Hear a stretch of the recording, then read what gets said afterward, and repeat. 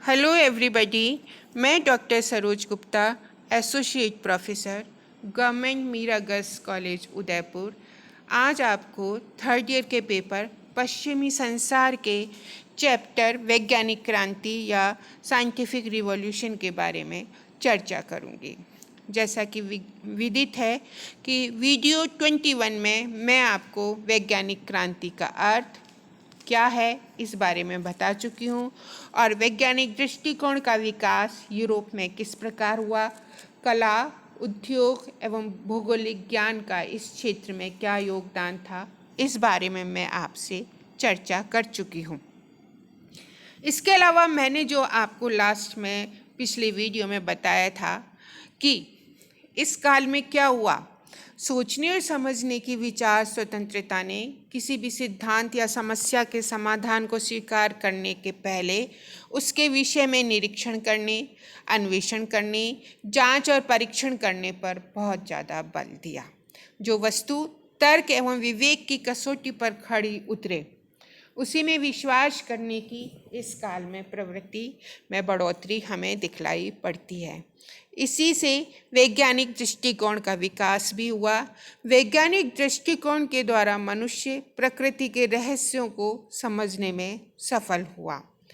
प्रकृति में विद्यमान शक्ति का उपयोग मानव जीवन को सुखी और संपन्न बनाने के लिए किया जाने लगा। तो ये वैज्ञानिक क्रांति या साइंटिफिक रिवॉल्यूशन का सबसे मुख्य बिंदु था।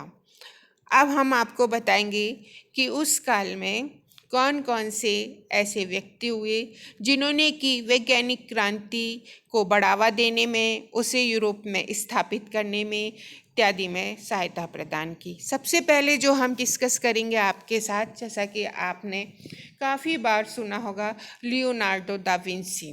तो लियोनार्डो विंसी कौन था? लियोनार्डो दा विंसी पुनर्जागरण की एक महान विभूति था।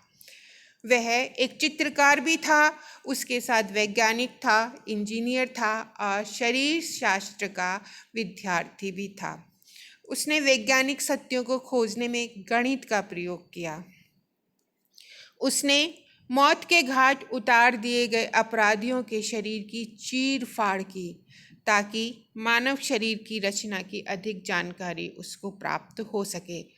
शरीर के विभिन्न अंगों का एक दूसरे के साथ क्या संबंध है, इसकी जानकारी प्राप्त कर उसने मानव शरीर के बारे में और अधिक जानकारी प्राप्त की थी। दूसरी बात थी कि वो पक्षियों की उड़ान का गंभीरतापूर्वक अध्ययन किया करता था। वह खोजने का प्रयास करता था कि वो क्यों उड़ रहे हैं।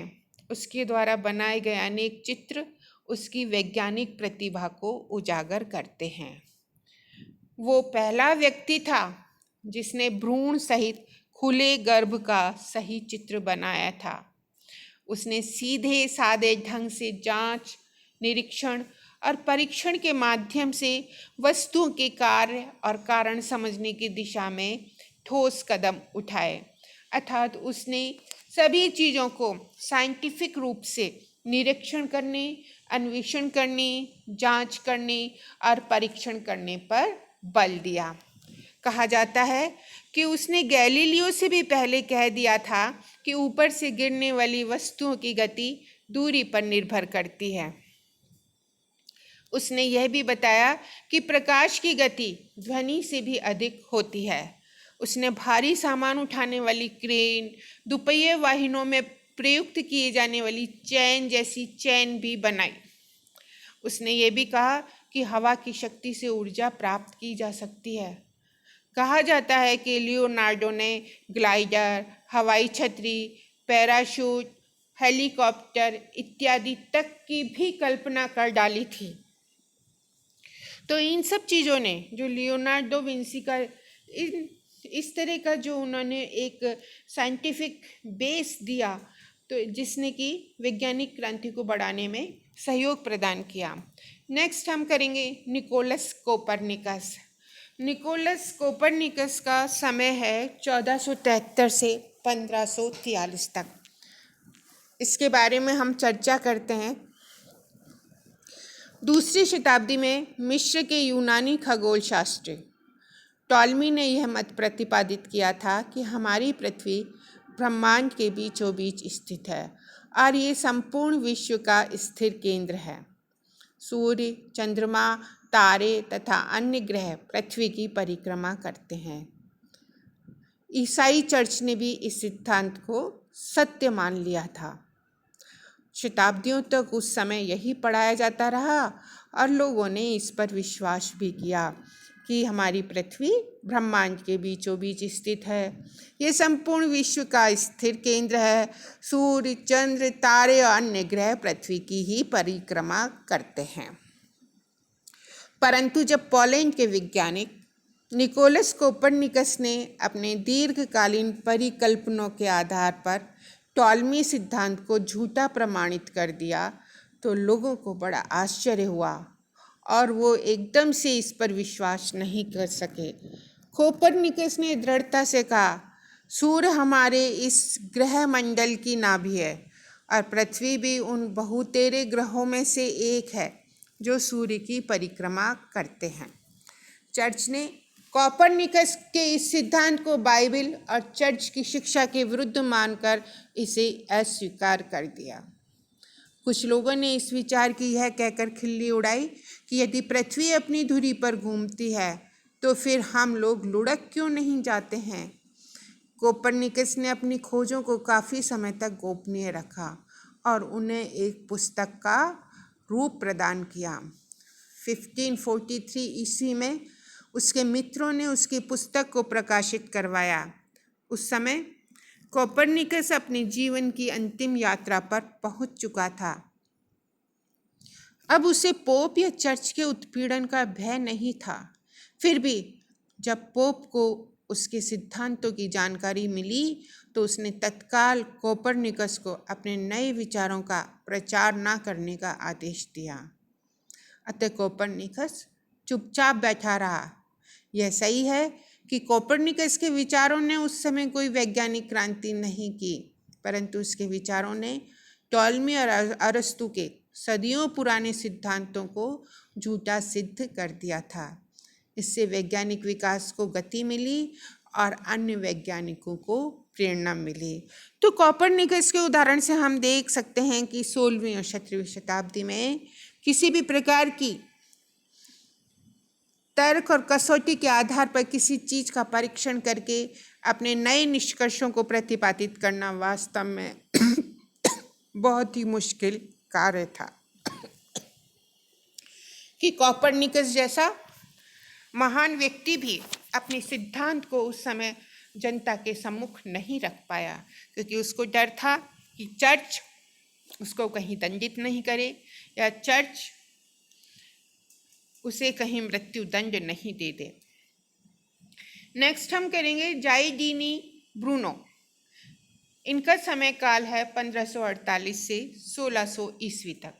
इटली के वैज्ञानिक जाइडिनी ब्रूनो ने कोपरनिकस के विचारों का गहन अध्ययन किया था और उसने ये पाया कि कोपरनिकस के विचार सही हैं। इस क्षेत्र में वह कोपरनिकस से भी काफ़ी आगे बढ़ गया था। उसने यह बताया और इस विचार को प्रतिपादित किया कि ब्रह्मांड की सीमा तय करना संभव नहीं है, ये असीमित है। ब्रह्मांड केवल सूर्य या ग्रहों तक ही नहीं है, बल्कि असीमित है। हम नहीं बता सकते कि ये कहाँ से कहाँ तक जा रहा है। उसमें अनगिनत तारा समूह हैं, जिनमें से बहुत से हमारे सूर्य के जैसे भी हैं और हमसे लाखों मील की दूरी पर स्थित हैं। उसने कोपरनिकस के इस विचार को प्रतिपादित किया और इसकी पुष्टि की कि पृथ्वी सूर्य की परिक्रमा करती है, ना कि पृथ्वी की सारे ग्रह और सारे लोग परिक्रमा करते हैं, बल्कि पृथ्वी सूर्य की परिक्रमा करती है और पृथ्वी अपनी धुरी पर चपटी भी है। उसने यह भी प्रतिपादित किया कि नक्षत्र अपने स्थानों पर स्थिर नहीं हैं, वे भी अपने निर्धारित मार्ग पर भ्रमण करते रहते हैं। परंतु कोपरनिकस की तरह से ब्रूनो शांत नहीं बैठा था।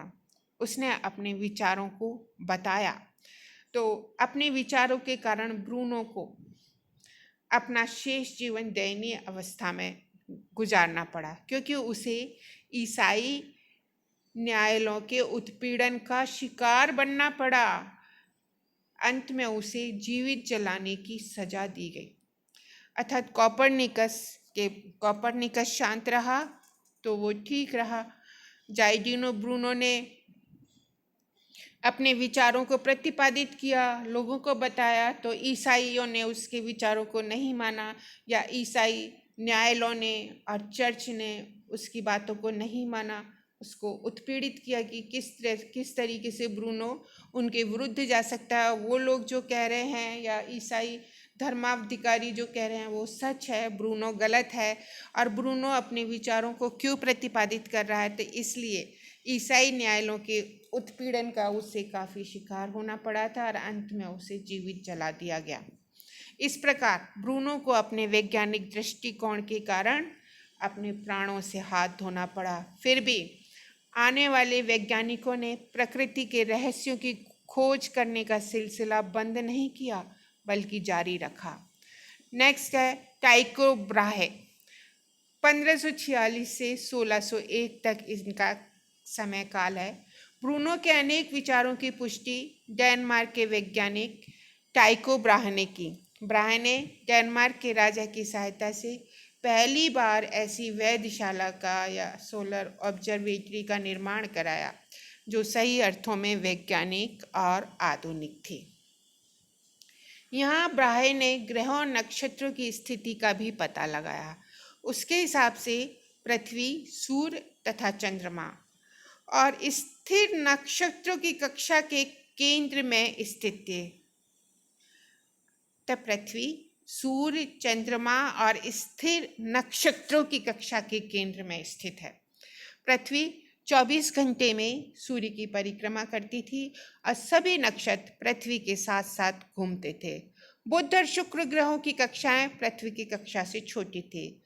इस प्रणाली के गणितीय नतीजे कोपरनिकस प्रणाली के समान ही थे। नेक्स्ट जो वैज्ञानिक हुए जिन्होंने की वैज्ञानिक क्रांति में योगदान दिया वे हैं जोहान्स केपलर। इनका समय काल है 1571 से 1630 तक। कोपरनिकस की पुस्तक की सर्वत्र निंदा की गई थी और उन पर धर्मद्रोह का आरोप भी लगाया गया था। ब्रूनो को जिंदा जलाने का आदेश ईसाई न्यायालयों के द्वारा दिया गया और उन्हें अपने प्राणों से हाथ धोना पड़ा। परंतु हम देखते हैं कि इन वैज्ञानिकों का कार्य कुछ रंग लाया, क्योंकि धीरे धीरे अन्य वैज्ञानिकों के द्वारा उनके विचारों को स्वीकार किया जाने लगा। जोहान्स केपलर ने कोपरनिकस के विचारों में थोड़ा सा संशोधन किया। कोपरनिकस का मत था कि ग्रह सूर्य के चारों ओर चक्कर लगाते हैं, उनका कक्ष वर्तुल होता है, परंतु केपलर ने प्रतिपादित किया कि उनका कक्ष वर्तुल नहीं है बल्कि दीर्घवृत्तीय होता है। इससे नक्षत्रों के वर्तुल गति संबंधी पुराने विचार समाप्त हो गए और खगोल विद्या को समझने के लिए नई जानकारी उपलब्ध हो गई। नेक्स्ट जो सबसे महत्वपूर्ण वैज्ञानिक हुए उस काल में जिन्होंने की काफ़ी सारी खोजें की वे थे गैलीलियो गैलीली। बचपन से ही आप किताबों में पढ़ते आ रहे होंगे कि गैलीलियो ने बड़ी ही इम्पोर्टेंट खोजें की जिन्होंने कि उस समय वैज्ञानिक क्रांति को बढ़ाने में महत्वपूर्ण योगदान दिया। तो गैलीलियो गैलीली का समय काल है 1564 से 1642 तक। इटली के प्रसिद्ध गैलीलियो ने भौतिक शास्त्र तथा विज्ञान के अन्य शाखाओं विशेष पर खगोल विज्ञान की प्रकृति में उल्लेखनीय योगदान दिया। मुख्य रूप से किसमें दिया? खगोल विज्ञान में। 1602 में उन्होंने क्या बनाया था बच्चों? उन्होंने एक दूरदर्शी या दूरबीन बनाई जिसकी सहायता से 50 मील दूर स्थित जहाज़ों को भी स्पष्ट रूप से देखा जा सकता था। इस दूरबीन से अत्यधिक दूर की वस्तुओं को देखने के लिए लोगों की कतार लग गई और सभी उनके इस चमत्कार से आश्चर्यचकित हुए। तो इस जो दूरदर्शी यंत्र था, इस यंत्र ने ज्योतिष शास्त्र के अध्ययन में भी बहुत सहायता दी। गैलीलियो अपने युग का लोकप्रिय वक्ता और लेखक भी था। उसने दूरदर्शी यंत्र की सहायता से बार बार अंतरिक्ष की जांच की और उसने ये पाया कि कोपरनिकस और केपलर के विचार सही थे। अतः दूरबीन की सहायता से गैलीलियो ने अंतरिक्ष का आकलन किया, जांच की और ये सिद्ध कर दिया कि कोपरनिकस सही था अपनी बातों में और केपलर के विचार भी सही थे कि सभी ग्रह सूर्य की परिक्रमा करते हैं। उसने बृहस्पति ग्रह तथा उसके चारों ओर परिक्रमा करने वाले 4 चंद्रमाओं का भी अवलोकन किया। उसने चंद्रमा का अवलोकन करने के बाद बताया कि चंद्रमा पूरी तरह से गोलाकार नहीं है और उस पर पर्वत और समुद्र हैं।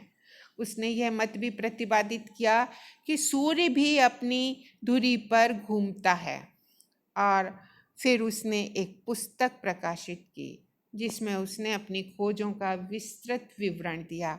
इस पुस्तक का नाम है सिडरियस नंटियस।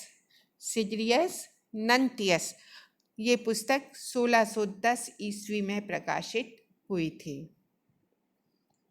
इस पुस्तक के प्रकाशन से धर्माधिकारियों और विद्वानों में जबरदस्त हलचल मच गई, क्योंकि गैलीलियो के विचारों ने सदियों से चले आ रहे परंपरागत सिद्धांतों का खोखलापन पूरी तरीके से स्पष्ट कर दिया था। परंतु चर्च और उसके अधिकारियों को गैलीलियो के क्रांतिकारी वैज्ञानिक सिद्धांत रास नहीं आए और उन्होंने 1616 में अदालत में बुलाया। किसने बुलाया? चर्च ने। और गैलीलियो को कहा गया कि वो अपने विचारों को प्रचारित नहीं करे, विचारों के प्रचार को बंद कर दे। या तो विचारों के प्रचार को बंद करे या आजीवन कारावास भोगे। इस पर गैलीलियो ने चुप रहना ही उचित समझा। फिर भी वो दबी जबान में कह बैठता था, लेकिन पृथ्वी तो घूमती ही है। गैलीलियो ने लटकन के सिद्धांत का भी आविष्कार किया। इससे पूर्व यह माना जाता था कि गिरते हुए पिंडों की गति उनके भार पर निर्भर करती है, अर्थात वस्तु जितनी वजनदार होगी वह उतनी ही तेजी से गिरेगी। गैलीलियो ने इस सिद्धांत को झूठा साबित कर दिया। उसने सिद्ध किया कि गिरते हुए पिंडों की चाल उनके भार पर नहीं बल्कि उनकी दूरी पर निर्भर करती है जहाँ से वे गिरते हैं, अर्थात भारी और हल्की चीज़ें एक ही गति से धरती पर गिरती हैं। इससे अरस्तु का सिद्धांत गलत प्रमाणित हो गया। गैलीलियो ने पेंडुलम के जिन नियमों की खोज की, उनके आधार पर ही विश्व ने आगे चलकर दीवार पर टांगने वाली घड़ियों का आविष्कार किया। इस प्रकार हम देखते हैं कोपरनिकस, ब्रूनो और गैलीलियो, इन सभी ने सदियों से चली आ रही मान्यताओं के खोखलेपन को उजागर किया, विश्व को नया वैज्ञानिक दृष्टिकोण प्रदान किया। इस वैज्ञानिक दृष्टिकोण को आगे बढ़ाने में चिकित्सक लोग भी पीछे नहीं रहे थे। उन्होंने मानव शरीर के अंग प्रत्यंग का निरीक्षण किया, परीक्षण किया और इस निष्कर्ष पर पहुँचे कि हमारा शरीर भी अपने आप में एक जटिल मशीन के रूप में कार्य करता है और इसके प्रत्येक पुर्जे अर्थात शरीर का प्रत्येक पुर्जा एक दूसरे से घनिष्ठ रूप में संबंधित है और एक भी पुर्जा खराब हो जाता है अथवा निष्क्रिय हो जाता है तो पूरे शरीर को कष्ट भोगना पड़ता है और हमारी शरीर की क्रिया गड़बड़ा जाती है। इसलिए क्या करना चाहिए? परिणाम स्वरूप अब शरीर विज्ञान और शरीर का मनोयोग के साथ अध्ययन किया जाना चाहिए और रोग निदान के नए नए प्रयोग किए जाने लगे चाहिए।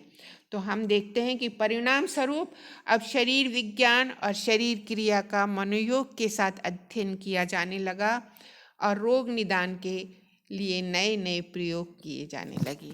Thank you very much.